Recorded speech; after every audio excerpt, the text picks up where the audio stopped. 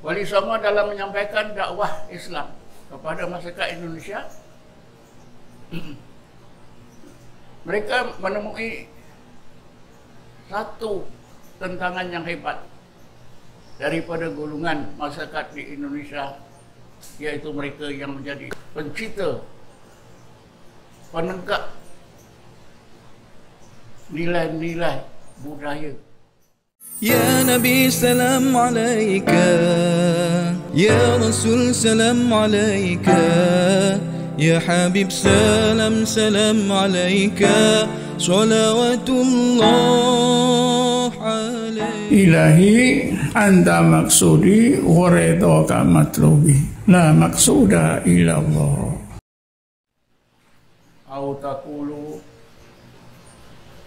Au taqulu innama asyraka abauna min qablu wa kunna dzurriyyatan min ba'dihim afatuhlikuna bima fa'ala mubtilun. Asyhadu an la ilaha illallah wahdahu la syarika lah wa asyhadu anna Muhammadan abduhu wa rasuluh. Allahumma shalli ala sayyidina Muhammadin nuril anwar wa ala alihi al-azhar wa ashabil akhyar wa sallim tasliman katsira. Semua para nabi dan rasul yang diutus oleh Allah, ketika mereka menyampaikan risalah Allah kepada kaum mereka, halangan yang terbesar ialah amalan yang biasa diamalkan oleh kaum nabi-nabi itu sendiri. Bila Nabi Nuh AS menyampaikan agamanya kepada kaumnya, maka amalan budaya kaum Nabi Nuh lah yang menghalang mereka untuk menerima kebenaran, sehingga mereka sanggup melawan Nabi Allah Nuh. Begitulah juga nabi-nabi yang lain, bila mereka menyampaikan dakwah agama yang dibawa, maka kebangkitan kaumnya untuk menentang dakwah adalah didorong oleh kaum para nabi itu sangat sayangkan, sangat cintakan terhadap amalan tradisi kaum masing-masing. Ketika Nabi kita Muhammad SAW menyampaikan dakwah Islam kepada kaum Quraisy di Mekah, maka apa yang menghalang kaum Quraisy untuk menerima kebenaran Allah ialah amalan-amalan tradisi yang diwarisi oleh orang Quraisy, sehingga Nabi Muhammad dianggap satu-satu tokoh yang ganjil, yang semata-mata merosakkan nilai-nilai hidup, ciri-ciri hidup orang-orang Quraisy di kota Mekah, yang sudah sekian lama diamalkan oleh mereka, disanjung oleh mereka, sehingga kaum Quraisy sanggup menuduh Nabi kita Muhammad SAW sebagai orang yang sesat. Kalimah yang mereka gunakan ialah sabaqta anta ya Muhammad, engkau telah sesat jauh ya Muhammad. Semata-mata kerana ajaran Islam yang dibawa oleh Nabi Muhammad itu berlawanan dengan adat resam. Adat resam yang sudah beribu tahun diamalkan oleh orang-orang Quraisy Mekah. Akhirnya terpaksalah Nabi Muhammad melarikan diri ke Madinah, sebagaimana yang kita maklum. Orang-orang Quraisy sanggup berperang dalam banyak kali peperangan, semata-mata kerana mau menjaga keutuhan warisan budaya bangsa Quraisy. Begitulah juga apabila Islam tersebar ke seluruh dunia, maka faktor utama penentangan kaum di sebuah negara adalah faktor budaya, faktor ciri-ciri kehidupan masyarakat yang wujud pada satu-satu negara, satu-satu tempat. Sebagai contoh, bila Islam dibawa oleh para ulama ke Asia Tenggara, maka faktor utama yang sukar dihadapi oleh para pendakwah Islam ialah faktor adat Islam, faktor kebiasaan hidup masyarakat yang ada di sini. Seperti apa yang kita dapati dalam sejarah apabila para pendakwah sampai ke kepulauan Indonesia. Para pendakwah yang terkenal yang menyampaikan agama Islam ke Indonesia ialah kumpulan pendakwah yang kita gelarkan Wali Songo. Wali Songo dalam menyampaikan dakwah Islam kepada masyarakat Indonesia, mereka menemui satu tentangan yang hebat daripada golongan masyarakat di Indonesia, yaitu mereka yang menjadi pencipta, penegak nilai-nilai budaya di sana. Maka banyak amalan-amalan yang biasa diamalkan dalam budaya di Indonesia menjadi satu halangan besar yang sukar untuk diatasi oleh para pendakwah Islam di zaman awal itu. Sehingga akhirnya kumpulan Wali Songo mengalah. Biarlah orang-orang di sini beramal dengan amalan-amalan budaya lama, walaupun itu salah. Diharapkan nanti bila masyarakat Indonesia sudah paham Islam, mereka akan meninggalkan amalan budaya yang salah yang mengandung unsur-unsur syirik, sihir dan sebagainya. Tetapi apa yang berlaku sampai sekarang, amalan-amalan budaya yang salah ini masih terus diamalkan dan dianggap oleh mereka sebagai amalan budaya yang tidak berlawanan dengan Quran dan Sunnah, tidak berlawanan dengan akidah dan syariah. Sedangkan hakikatnya amalan-amalan budaya itu jelas berlawanan dengan akidah, karena ada unsur-unsur syirik dan unsur-unsur sihir, unsur-unsur syaitan. Betullah apa yang Allah terangkan dalam Quran. Bismillahirrahmanirrahim. Wa idza qila lahum ittabi'u ma anzalallah qalu bal nattabi'u ma alfaina alaihi aba'ana awalau kana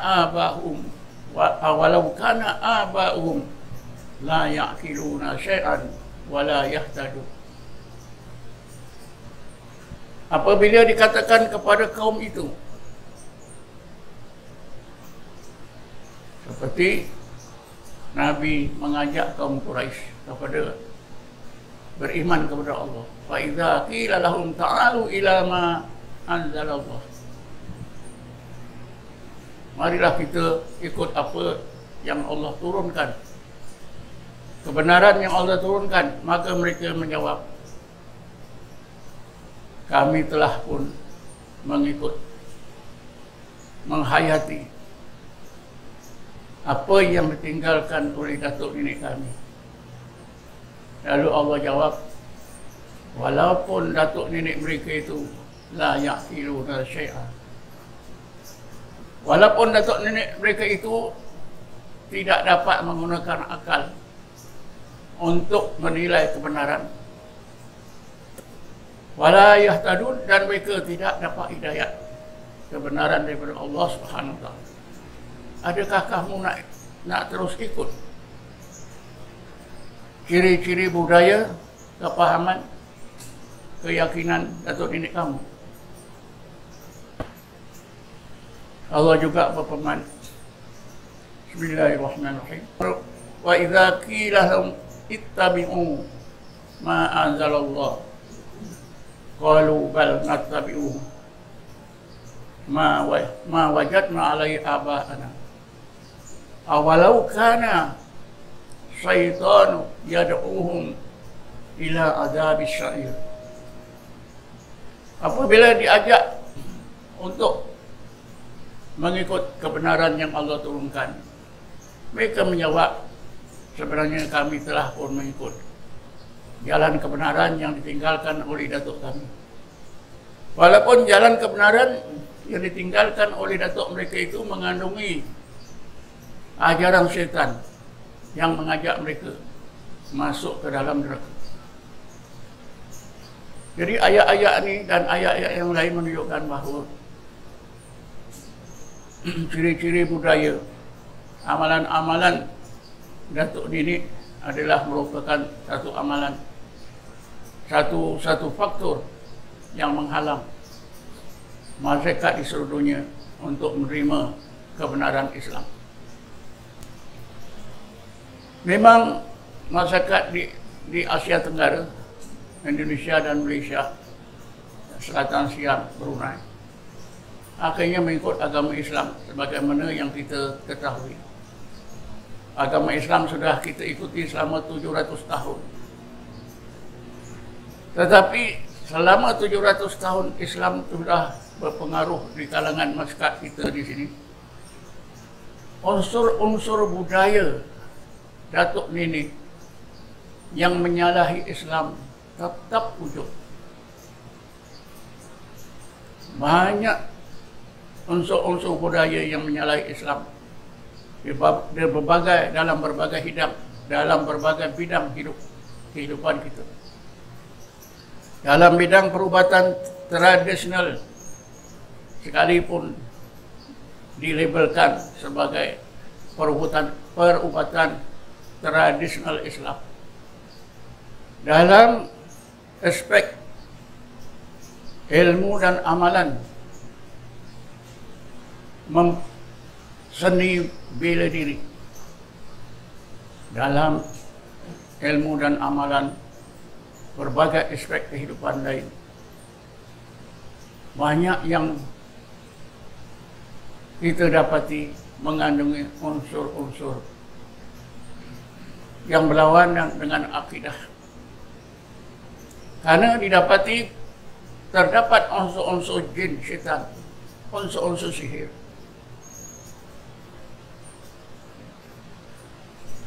Wali Songo betul angsur terhadap masyarakat di Indonesia. Oleh karena tentangan begitu hebat, mereka mau Islam, tapi di samping itu mereka mau juga meneruskan amalan budaya datuk nenek. Kuda kepang masih berterusan sampai sekarang, dan permainan-permainan masyarakat di sana yang tuan-tuan mungkin lebih tahu daripada saya, yang diwarisi daripada datuk nenek mereka masih tetap diamalkan. Begitu juga kita di Malaysia. Antaranya ialah yang berkaitan dengan kegagahan, kecantikan, dan sebagainya.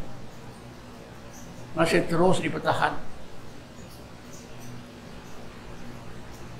Hendaklah kita ingat, di antara sebab orang-orang mukmin ini masuk ke neraka ialah kerana kelekaan mereka, kejahilan mereka. Mereka mengikuti amalan-amalan datuk moyang mereka yang salah, mengandungi unsur-unsur syirik dan sihir, mereka tak sedar sehingga mati. Allah Subhanahu wa taala gambarkan dalam Quran bagaimana nanti kita di akhirat cuba berdalih. Kita yang beramal dengan amalan datuk nenek yang salah, mengandungi unsur syirik, sihir dan sebagainya. Karena itu maka kita dimasukkan ke neraka oleh Allah. Ketika kita dibicarakan, kita tetap berdalih. Antara dalih itu sudah Allah sebutkan dalam ayat 173 surah Al-A'raf. Am taqulu innama asraka aba'una min qablu wa kunna dzurriyyatan min ba'dihim. Ya Allah, yang melakukan kerja-kerja syirik ini bukanlah kami, tetapi yang memulakannya ialah datuk nenek kami sebelum kami. Kami ini adalah zuriat angkatan, ya, zuriat mereka sesudah mereka tidak ada. Inilah tuan-tuan, siapa yang cuba mempertahankan warisan budaya bangsa, berbangga dengan budaya bangsa yang salah, inilah Allah SWT beri gambaran. Ya Allah, kenapa engkau nak seksa kami, nak masukkan kami ke neraka? Sedangkan kami ini anak cucu datuk nenek kami dulu yang beramal dengan unsur-unsur amalan, unsur-unsur syirik dan sihir ini yang menyalahi hukum-Mu, ya Allah, datuk nenek kami. Kami hanya zuriat mereka yang hidup kemudian, yang terpaksa ikut cara hidup mereka. Afatuhlikuna bima fa'ala mubtilun. Takkanlah ya Allah, engkau masukkan kami ke neraka disebabkan amalan-amalan batil yang dilakukan oleh datuk nenek kami. Ini dalih ini tak laku, tuan-tuan. Allah Ta'ala tak terima. Allah Ta'ala tak terima. Allah Ta'ala dah jawab bagi amaran dalam Quran ayat 208 surah Al-Baqarah. Bismillahirrahmanirrahim. Ya ayyuhalladzina amanu dukhulu fi silmi kafah wa la tattabi'u khutuwatis syaitan innahu lakum aduwwun mubin. Wahai orang-orang yang beriman, hendaklah kamu masuk Islam semuanya. Jangan kita masuk Islam sebagainya, sebagian lain kita tetap beramal dengan amalan datuk nenek yang menyalahi akidah dan syariat. Tidak boleh. Dan janganlah kamu ikut jejak langkah syaitan, seperti kamu beramal dengan amalan datuk nenek yang memang terang-terang mengandungi unsur-unsur syaitan. Karena syaitan itu adalah musuh kamu yang nyata. Allah Ta'ala dah beritahu kita. Kita masuk Islam semua. Tak boleh separuh-separuh. Sekumpulan orang Yahudi yang telah masuk Islam menemui Rasulullah SAW. Ya Rasulullah, kami ini asal beragama Yahudi, engkau dah tahu ya Rasulullah.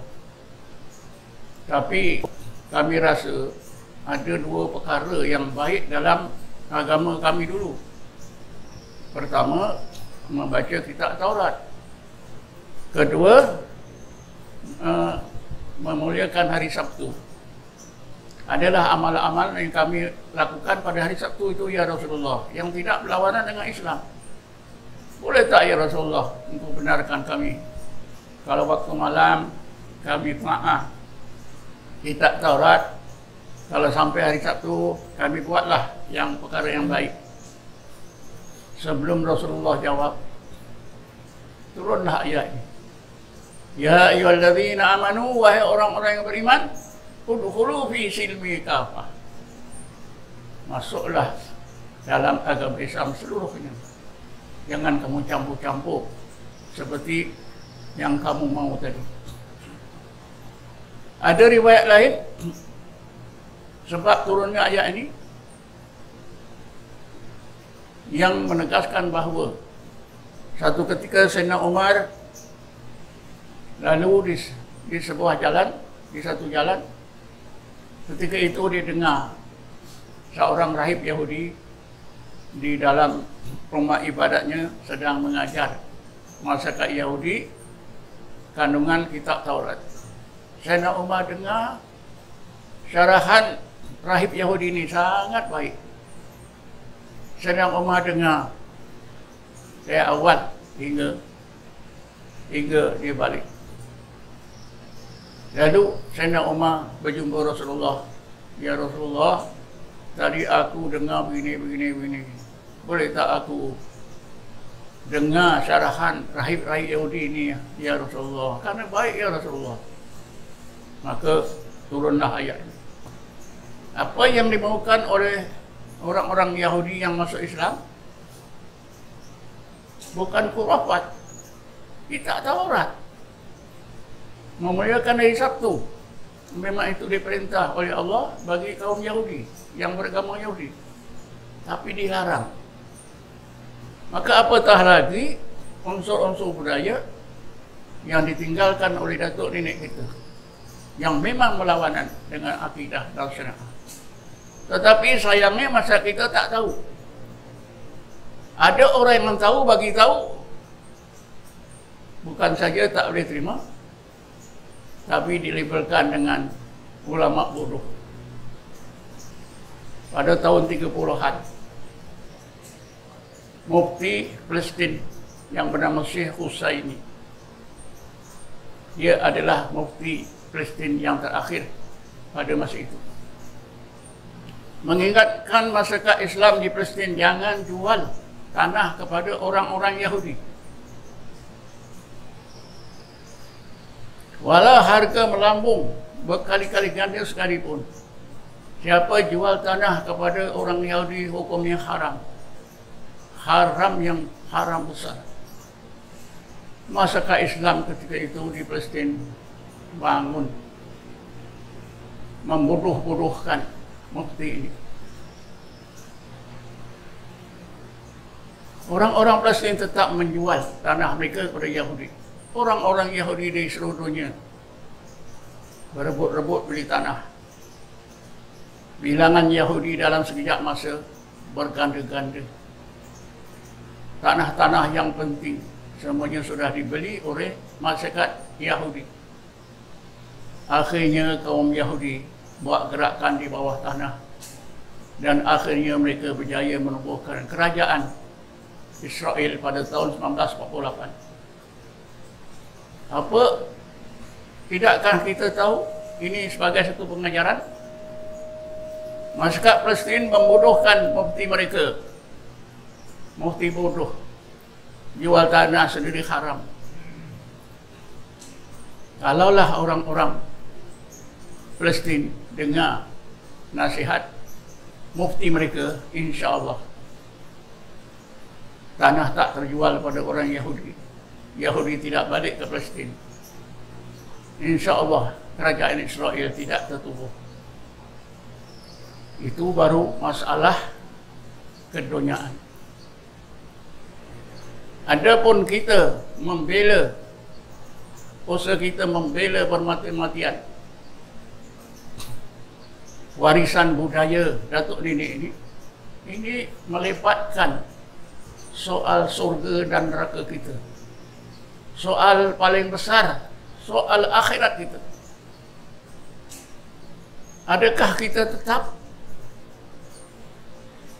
mau memperjuangkan, mempertahankan warisan-warisan budaya datuk nenek kita yang memang setengah orang nampak dengan jelas mengandungi unsur-unsur syirik dan sihir? Adakah kita nak melebalkan ustaz-ustaz yang mengingatkan kita sebagai ustaz-ustaz yang bodoh? Terpulanglah kepada kita masing-masing untuk menilai. أعوذ بالله من الشيطان الرجيم. بسم الله الرحمن الرحيم. قال الله تعالى: وهو معكم أينما كنتم.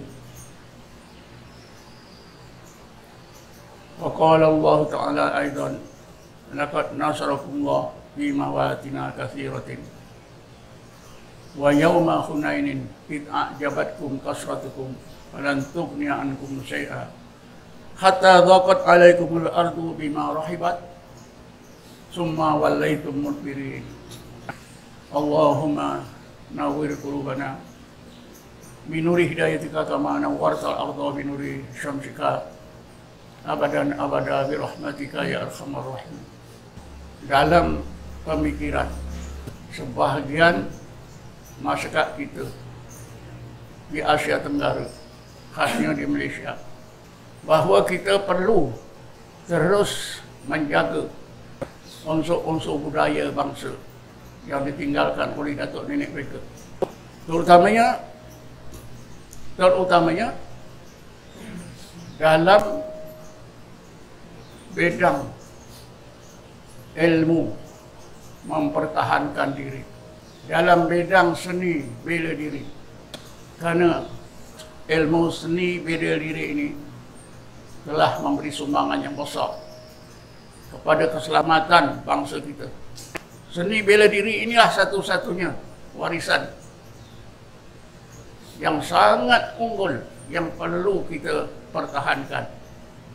Kalau boleh, setiap orang Islam mesti pertahankan. Di samping kita beriman kepada Allah, sebenarnya tuan-tuan, apa yang terdapat dalam Islam semuanya ada. Mengenai ilmu peperangan, strategi peperangan, mengenai kemenangan, kekalahan dalam perang, semuanya sudah diceritakan oleh Allah dalam Quran. Sejarah Rasulullah dan para sahabat adalah gambaran yang jelas. Gambaran yang jelas bagaimana Allah mengajarkan kita seni peperangan, seni mempertahan diri. Dalam perang Badar Allah ingatkan kita, Bismillahirrahmanirrahim. Laqad nasarakumullahu bi Badrin wa antum adillah. Sesungguhnya Allah telah memenangkan kamu dalam perang Badar. Karena ketika kamu berada dalam perang Badar itu, hati kamu adillah. Siapa yang boleh faham? Inilah strategi peperangan. Inilah seni peperangan dalam Islam. Tentera Islam yang lemah dimenangkan oleh Allah. Sebabnya karena di dalam hati tentera Islam yang bilangannya sedikit, 1/3 daripada tentera musuh, tentera Quraisy, hati tentera Islam ini azillah, merasa rendah diri, merasa lemah. Yang kuat hanya Allah, yang mampu menangkan hanya Allah. Sehingga Rasulullah sendiri contohkan kepada kita, Rasulullah tidak ikut di medan perang, tapi Rasulullah di dalam sebuah kemah yang tak jauh daripada medan perang Badar. Disitulah Rasulullah berdoa bersama Abu Bakar, mengaku kelemahannya, kelemahan umat Islam. Rasulullah mengaku, kalau Allah tak tolong, memanglah tentera Islam akan kalah. Setiap tentera Islam yang terlibat dalam perang Badar merasa menyerah kepada Allah. Inilah seni peperangan dalam Islam. Sedangkan seni-seni mempertahankan diri itu menyebabkan hati kita sebaliknya sombong, rasa kuat, rasa menang, rasa semua okey. Ini telah berlaku di dalam perang Hunain. Bismillahirrahmanirrahim. Laqad nasarakumullahu fi mawatina katsira wa yawma Hunainin id a'jabatkum kasratukum falan tughni ankum syai'a wa dhaqat 'alaihimul ardu bima rahibat summa wallaytum mudbirin. Allah telah menangkan kamu dalam banyak peperangan. Ingat, kemenangan kita orang Islam hanya akan dapat dicapai bila Allah menangkan.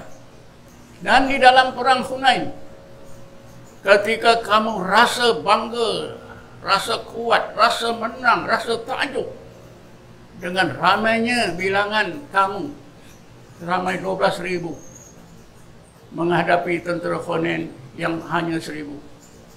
Masing-masing mengaku, masing-masing terasa ini tugas mudah. Kita 12.000, musuh hanya 1.000. 12 orang menghadapi seorang musuh. Tentulah satu tugas yang paling mudah. Timbullah kesombongan. Timbullah dalam hati rasa kuat, rasa menang. Tapi Allah Ta'ala ajar kita. Falantum ya'ankum syai'a. Ramainya bilangan kamu tidak memberi faedah. Kebolehan kamu mempunyai seni bela diri yang hebat itu tak bagi faedah. Sehingga bumi yang luas ini kamu rasa jadi sempit. Tentera Islam sudah tertekan. Yang 1.000 boleh menang. Jadi tentera Islam yang 12.000 itu jadi susah hati. Bumi yang luas ini dirasa sempit, artinya sangat tertekan. Karena tentera Islam merasa pedang musuh itu di leher masing-masing. Summa walaitu mudbirin. Kemudian kamu lari. Lintang pukang dari medan perang.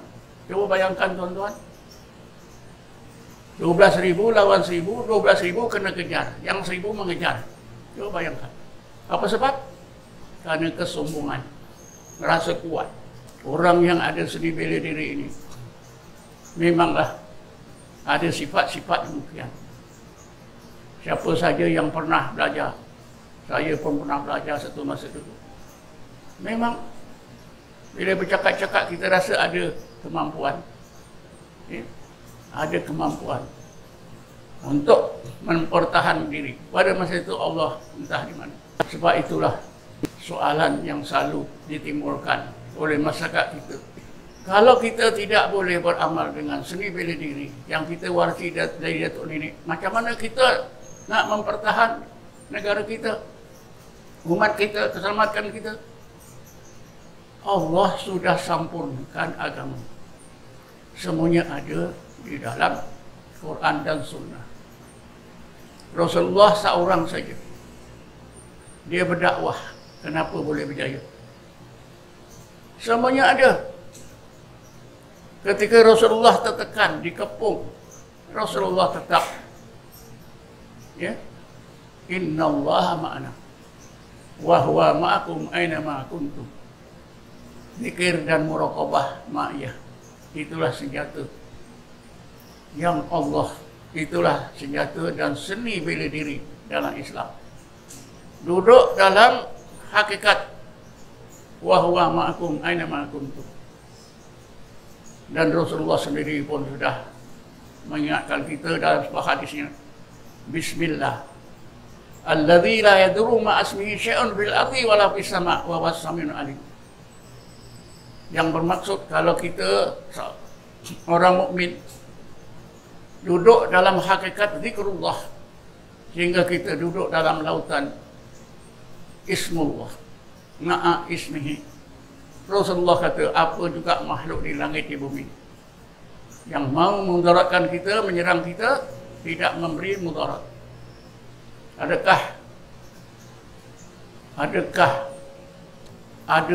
Adakah di sana ada amalan-amalan mempertahankan diri yang lebih baik daripada yang Rasulullah sebut ini? Inilah seni bela diri dalam Islam. Berzikir duduk dalam lautan ismullah. Bila kita dalam hakikat ismullah. Lebih-lebih lagi bila kita dalam hakikat bismillah dan ma'allah billah. Disitulah Allah datangkan kekuatan kemenangan kepada kita. Seperti yang dilalui oleh Rasulullah dan para sahabat. Ya. Dalam masa sebentar saja, Islam telah dapat menguasai satu kawasan yang luas di dunia ini. Di zaman pemerintahan Sayyidina Umar. Pemerintahan Sayyidina Umar sudah menguasai kira-kira 2 juta batu persegi. Dengan apa? Dengan Allah. Dengan kehendak Allah, pertolongan Allah Subhanahu wa ta'ala. Tetapi ciri-ciri kejayaan Rasulullah pada sahabat ini sudah kita lupakan. Kita pilih apa yang diwariskan oleh datuk nenek kita. Kita tinggalkan apa yang diwariskan oleh Rasulullah SAW. A'udzubillahi minasyaitonirrajim. Bismillahirrahmanirrahim. Wassalatu wassalamu ala asyrafil anbiya'i wal mursalin Sayyidina Muhammad wa ala alihi wa sahbihi ajma'in. Allahumma ighfir lana warhamna wa li abaina li ummahatina li ikhwanina akhwatina wa li muallimina wa li masyayikhina wa li muslimina muslimat wal mu'minina wal mu'minat bi rahmatika ya arhamar rahimin. Rabbana zalamna anfusana wa in lam taghfir lana tarhamna lanakunanna minal khasirin. Rabbana atina fid dunya hasanah wa fil akhirati hasanah wa qina adzaban nar. Walhamdulillahi rabbil alamin. Ya